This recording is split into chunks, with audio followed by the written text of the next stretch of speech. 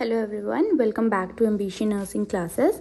In this class, we are going to do the MCQs of Fundamentals of Nursing, and our today topic is CPR, Cardiopulmonary Resuscitation. So आपने already detail में पढ़ा होगा about CPR. So before doing the MCQ, let us quickly revise what is CPR.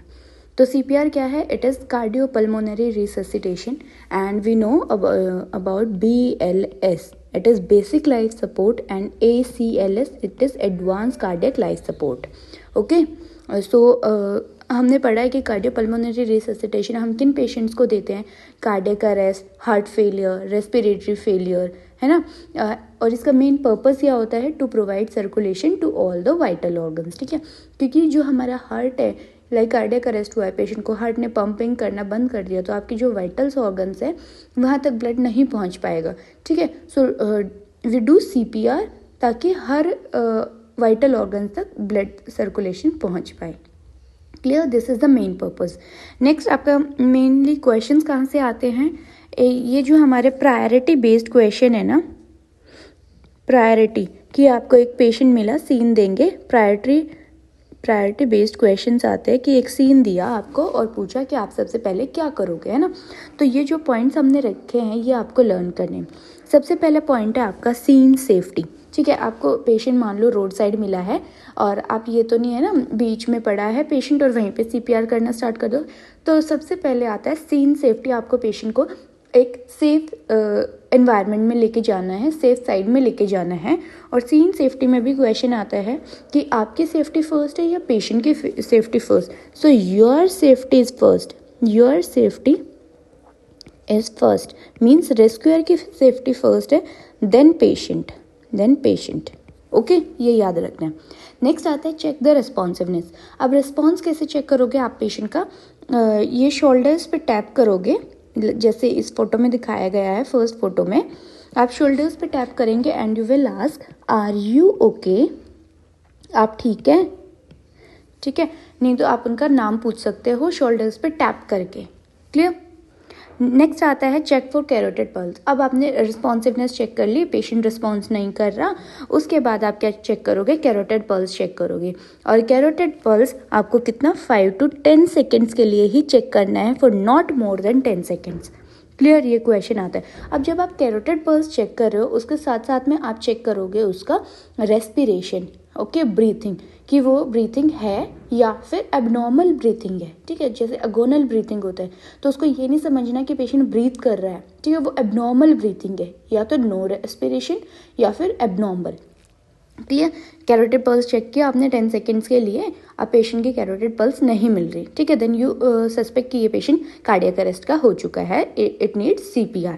ठीक है, then आपको help के लिए बुलाना है, क्योंकि आप अकेले तो नहीं कर पाओगे ना CPR, और अकेले फिर कुछ तो चाहिए कि एक जन किसी को बुलाएगा, है ना. तो यू कॉल फॉर हेल्प. और यूजुअली हमारा क्या 108 हमारा नंबर होता है, इमरजेंसी नंबर, जिस पे आप एम्बुलेंस के लिए कॉल कर सकते हो. नहीं तो अगर पेशेंट यहाँ पे हमारा हॉस्पिटल साइड में है तो you will announce code blue. Code blue announce करोगे. कोड ब्लू हमारा किसके लिए होता है? For cardiac arrest. ठीक है, ये भी हमारा क्वेश्चन आता है. This is also a competitive question.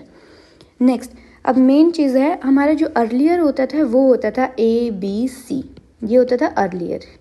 ठीक है, अब नाउ डेज क्या हो गया है? It is change to CABD. ठीक है, पहले तो था एयरवे, ब्रीथिंग एंड सर्कुलेशन. अब ये चेंज होके हो गया है circulation, airway and breathing and डिफिब्रिलेट. ठीक है, तो C से हमारे सर्कुलेशन के लिए हम क्या करेंगे? कंप्रेशंस, देन एयरवे पेटेंट करके रखेंगे and we will give the rescue breaths. Clear? अब कंप्रेशंस में आपको क्या याद रखना है कि आप जो कंप्रेशंस दोगे वो 30 कंप्रेशन से स्टार्ट करना है, 30 कंप्रेशन से स्टार्ट करना है. और उसका एयरवे आप क्लियर करोगे. एयरवे के क्लियर करने के 2 मेथड होते हैं हमारे, head tilt and chin lift method, and दूसरा होता है जो थ्रस्ट मैन्यूवर. अब जो थ्रस्ट आप किस केसेस में करोगे? अगर कोई भी मान लो RT का केस है, रोड ट्रैफिक एक्सीडेंट का, तो आप उसमें सस्पेक्ट करोगे कि पेशेंट को क्या स्पाइनल इंजरी हुआ होगा, तो you will not do the head tilt chin lift, you will do what? जो thrust maneuver. Clear. Then breathing के लिए आप रेस्क्यू ब्रीथ देंगे अप टू 30 कंप्रेशंस या उसके बाद आप दोगे 2 रेस्क्यू ब्रेथ्स, ठीक है, और each for 1 second, each for 1 second, ठीक है। आप 2 रेस्क्यू ब्रीथ देंगे 2 सेकेंड में, और आप साथ साथ में क्या चेक करोगे पेशेंट की चेस्ट एक्सपेंड हो भी रही है या नहीं हो रही, क्लियर। अब जो मेन क्वेश्चन आपका आता है ये है ratio of compressions and breathing for adult. Compression to ventilation ratio क्या होता है आपका एडल्ट्स में 30:2, या तो 1 रेस्क्यूअर हो या दो रेस्क्यूअर हो, तब भी रेशियो इसमें सेम रहेगा एडल्ट में, दैट इज 30:2। और इन्फेंट्स में क्या है, अगर 1 रेस्क्यूअर है तो यू विल डू 30:1, और 2 रेस्क्यूअर है तो 50:2, क्लियर। सो चेस्ट कंप्रेशंस के बारे में जो मेन पॉइंट्स है वो आपको क्या याद रखने हैं। सबसे पहले तो आपको कैसे प्लेसमेंट बनाना है। जो हमारे 2 निप्पल्स होते हैं, लिपन्स के बीच में आप एक इमेजिनरी लाइन ड्रॉ करोगे and 2 to 3 centre above the xiphisternum आप प्लेस करोगे अपने हैंड्स को।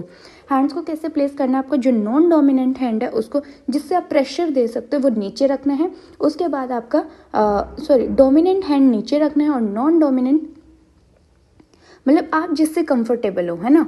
इसमें क्योंकि इसमें रिसर्चेस चलती रहती कि कौन सा नॉन डोमिनेंट डोमिनेंट ऊपर नीचे होना है, तो आप जिससे प्रेशर ज़्यादा लगा सकते हो ना वो आपको नीचे हाथ रखना है, ठीक है। और जो अब ऊपर है वो इंटरलॉक करना है। Place the heel of 1 hand in the centre of the chest, ठीक है, जो हील से प्रेशर देना आपको। Place another hand on the top, interlock करना फिंगर्स एंड कंप्रेस करना है। अब इसमें आता है कि कंप्रेशन का रेट कितना होता है। रेट है हमारा 100 to 120 पर मिनट, ठीक है, ये क्वेश्चन बनता है। देन नेक्स्ट है कि आपका जो चेस्ट है, जब आप चेस्ट कंप्रेशन कर रहे हो कितना डेप्थ तक जाना चाहिए, वो है हमारा 1.5 to 2 इंच, ठीक है, और 4 to 5 सेंटीमीटर। अब इसमें 5 सेंटीमीटर तक आप कर सकते हो, और मैक्सिमम है हमारा 6 centimetre, not more then 6 centimetre, clear. ये भी एक क्वेश्चन बनता है कि कितना डेप्थ तक। Then when possible change CPR operator every 2 minutes. Every 2 minutes में चेंज करना है, या फिर आप बोल सकते हो कि 5 साइकिल्स के बाद, अगर आप 2 रेस्क्यूअर हो ना तो आपको 5 साइकिल्स के बाद चेंज करना है। अब एक साइकिल क्या होती है 30:2 की होती है। जब 30:2 की 5 साइकिल्स आप कर लोगे उसके बाद यू विल चेंज, ठीक है। जो 2 रेस्क्यूअर थे वो अपनी पोजीशंस चेंज करेंगे और साइमल्टेनियसली रीअसेस करेंगे। आफ्टर 5 साइकिल्स या फिर आफ्टर 2 मिनट्स आप क्या करोगे, रीअसेस करोगे कि कैरोटिड पल्स आ तो नहीं गई है। अगर कैरोटिड पल्स आ गई है तो आप इसको वो तो नहीं करते रहोगे ना, चेस्ट कंप्रेशन फिर भी देते रहोगे, नहीं ना, तो you will stop and put the patient in recovery position में। आप इसको रिकवरी पोजीशन में प्लेस करेंगे, क्योंकि जब आपने CPR किया हो सकता है कि जो गैस्ट्रिक कंटेंट है वो आपके पेशेंट के माउथ में आ गए और पेशेंट एस्पिरेट कर जाएगा अगर आप सुपाइन रखेंगे तो इसलिए आप क्या करोगे, रिकवरी पोजीशन देंगे। रिकवरी पोजीशन में क्या होता है, लेफ्ट लेटरल पोजीशन होता है। एक और चीज़ आपको याद रखना है, जब भी आप कंप्रेशंस या फिर ये सब स्टार्ट करते हो तो याद रखना है patient should be on a flat surface पे होना चाहिए, ठीक है। नेक्स्ट आता है एयरवे। एयरवे को कैसे मेंटेन करोगे, यू डू जो thrust and head tilt chin lift method. ये जो मेथड हमारे यहाँ पे दिखाया गया है इसमें हो रहा है हेड टिल्ट। देखो हेड टिल्ट किया और चिन लिफ्ट किया, तो इससे आप क्या है एयरवे मेंटेन करोगे, ठीक। और अगर पेशेंट को है स्पाइनल इंजरीज, अगर पेशेंट को है स्पाइनल इंजरीज तो आप कौन सा करोगे, जो थ्रस्ट मैनूवर, क्लियर। नेक्स्ट है रेस्क्यू ब्रीथ। रेस्क्यू ब्रीथ कैसे देते हैं, हमेशा नोज को पिंच करना है, ये चीज़ याद रखना। Then take a normal breath, place the lips over mouth and blow until the chest rise, okay. और सारा जो मतलब आप 2 रेस्क्यू ब्रीथ दोगे एक बार में और दोनों 1 सेकेंड्स ईच होना चाहिए, ठीक है। अलाउ चेस्ट टू फॉल, ठीक है, एंड देन रिपीट, क्लियर। सो ना अब हम क्वेश्चन करते हैं। ऑलमोस्ट हमने बेसिक्स क्लियर कर लिया है, क्या क्या आपको याद रखना है। अब let us do the question. So first question है, a nurse enters the room and finds a client lying on the floor, which action should the nurse perform first. So वही प्रायोरिटी बेस्ड आ गया। So option A is ask the client what happened, option B call for help to get the client back in bed and establish whether the patient is responsive and assess the client back to bed. ठीक है, तो हमने क्या पढ़ा था अपने priority base में? सबसे पहले आप क्या करते हो? Scene safety, scene safety. तो पेशेंट ऑलरेडी हॉस्पिटल में है तो सीन तो सेफ है ना वहाँ पे। देन सेकंड आपका आता है चेक फॉर रिस्पॉन्सिवनेस, कि पेशेंट रिस्पॉन्स कर रहा है या नहीं। थर्ड आ रहा था आपका चेक कैरोटिड, एंड फोर्थ आपका कॉल फॉर हेल्प, है ना। तो ये था। तो सबसे पहले तो आप पेशेंट को ask the client what happened, ठीक, call for help to get the client back in bed and see is establish whether the client is responsive, assess the client back to bed। तो सबसे पहले आप check करोगे whether the client is responsive or not, clear। so establish whether the client is back is responsive, clear। Next question आता है identify the cardinal features of cardiac arrest. Cardiac arrest के cardinal science क्या हैं? हमने क्या बोला था? Patient क्या मिलेगा? अनरिस्पॉन्सिव मिलेगा, ठीक है। देन हमने क्या चेक किया था? कैरोटिड पल्स चेक किया था। तो वो क्या था? अगर कैरोटिड पल्स नहीं है तो ये हम स्टार्ट करते हैं, ठीक है। देन हमने क्या बोला कि या तो नो ब्रीथिंग है या फिर आपका क्या, या फिर एबनॉर्मल ब्रीथिंग है, ठीक है। अगर ये सब है पेशेंट को, देन अगर ये सब है then you will start the cardiopulmonary resuscitation. तो इसमें क्या आंसर हो गया? SD। आइडेंटिफाई करना था कार्डिनल फीचर्स, तो ये सब हैं, ओके। नेक्स्ट है question all of the below are signs of cardiopulmonary arrest except, कौन सा नहीं है signs? First is constriction of pupil, immediate loss of consciousness. देखो अगर पेशेंट कॉन्शियस नहीं है ना, रिस्पॉन्सिव चेक किया पेशेंट कॉन्शियस नहीं है, तो ये साइन हो सकता है कार्डियोपल्मोनरी अरेस्ट का, बिल्कुल। देन सेकंड है डायलेटेशन ऑफ प्यूपिल, अगर पेशेंट को कैरोटिड पल्स नहीं है तो आपने देखा होगा ना कार्डियक अरेस्ट के बाद पेशेंट की क्या प्यूपिल्स डायलेट कर जाती हैं, ठीक है। देन हमने और क्या पढ़ा? पल्स नहीं होगी, रेस्पिरेशन नहीं होगी, तो एब्सेंस ऑफ पल्स ये भी, ठीक है। तो these are the signs of ये कार्डियोपल्मोनरी अरेस्ट, ठीक है। अब इसने पूछा था यहाँ पे से ये चीज़ याद रखनी, एक्सेप्ट पूछा था कि कौन सा नहीं है, सो इसका ऑप्शन हो जाएगा कंस्ट्रक्शन ऑफ प्यूपिल। क्यों? क्योंकि कंस्ट्रक्शन ऑफ प्यूपिल आपको किस में दिखता है? आपको मॉर्फिन और ये सब पॉइजनिंग होती है ना उसमें दिखता है, या फिर we can say opioid poisoning में दिखता है, ना कि कार्डियोपल्मोनरी अरेस्ट में, clear. Constriction of pupil is not a sign of cardiopulmonary arrest, it is seen in opioid poisoning, clear. Next question आता है the compression to ventilation ratio in adult CPR in case of single rescuer. तो हमने पढ़ा था adult का कुछ भी हो, या तो सिंगल रेस्क्यूअर हो या फिर 2 रेस्क्यूअर हो, हमेशा क्या रहेगा? It is 30:2, clear. So answer will be C। So C, अगर आपने ये टेबल याद कर ली ना तो आप कोई भी क्वेश्चन गलत नहीं करोगे। एडल्ट में देखो, एडल्ट में या तो सिंगल रेस्क्यूअर हो या फिर 2 रेस्क्यूअर हो, इसमें हमेशा सेम ही रहेगा, ठीक है, डेट इज 30:2। और इन्फेंट है, इन्फेंट में अगर सिंगल रेस्क्यूअर है तो ही विल डू 30:2, और 2 रेस्क्यूअर है तो 15:2। तो इस टेबल का आप बेशक स्क्रीनशॉट लेके रख लो और अपने लास्ट मिनट रिवीजन नोटबुक में रख लो, ओके। देन नेक्स्ट है the compression to ventilation ratio for CPR in neonates. Neonates की बात हुई थी, यहाँ पे हमने बात की थी किसकी? इन्फेंट्स की। अगर नियोनेट्स है, नियोनेट्स में होता है 3:1, क्लियर। डेट इज 3 आप कंप्रेशन दोगे और 1 वेंटिलेशन दोगे, ये आप नियोनेटल रिससिटेशन में भी पढ़ोगे, क्लियर। नेक्स्ट आता है carotid pulse should be checked for. अब हमने ऑलरेडी आपको फर्स्ट स्लाइड में बताया था कि कैरोटिड पल्स कितने टाइम के लिए चेक करना है। आपने देख लिया पेशेंट रिस्पॉन्सिव नहीं है, नेक्स्ट आप चेक कर रहे हो कैरोटिड पल्स, तो कितने टाइम के लिए चेक करोगे? You will check for 5 to 10 seconds, not more than 10 seconds. क्योंकि देखो आपको सिर्फ ये CPR करना है, सिर्फ यही इम्पॉर्टेंट नहीं है, आप उसको कितनी टाइमली मैनेज करते हो वो भी इम्पॉर्टेंट है ना। कि अर्ली डिटेक्शन आपने कर लिया तो वो बहुत इंपॉर्टेंट है, वो किसी पेशेंट की लाइफ सेव कर सकता है। तो आपको ये कितने टाइम के लिए चेक करना है? For 5 to 10 second, not more than 10 seconds, clear. 5 to 10 second. अब देखो 15 to 20 तो बहुत ज़्यादा हो जाएगा ना, आप इतने टाइम के लिए चेक करोगे तो पेशेंट इतना तो पेशेंट चला जाएगा। देन लेस देन 5 सेकेंड्स, अब लेस देन 5 सेकेंड्स तो बहुत कम हो गया, आप असेस ही नहीं कर पाओगे इतने में, तो है ना। Then 5 to 10 seconds and 10 to 15 भी ज़्यादा हो जाएगा, तो एक्यूरेट आंसर आपको फाइंड आउट करना है, that is 5 to 10 seconds. Then एक चीज़ और मैं यहाँ पे बताना चाहती हूँ आपको जो हम पल्स चेक करते हैं, जैसे मैंने आपको बताया कि एडल्ट्स में हम चेक करते हैं कैरोटिड पल्स, ऐसे ही क्वेश्चन बनता है कि अगर इन्फेंट आ गया आपके पास, इन्फेंट क्या होता है 28 डेज टू 1 ईयर का, 1 ईयर ओल्ड चाइल्ड, तो उसमें आप क्या चेक करोगे, ब्रेकियल पल्स चेक करोगे। ठीक है, ब्रेकियल में क्यों चेक करते हैं, क्योंकि जो बेबी है उसका एक तो नेक होल्डिंग नहीं आता है ना, तब तक 3 मंथ्स तक आता है, और पेशेंट की जो ये है ना हमारी नेक बहुत शॉर्ट होती है, तो वो डिफिकल्ट होती है असेस करना कैरोटिड, इसलिए आप चेक करते हो ब्रेकियल पल्स। ठीक है, ये याद रखना है आपको।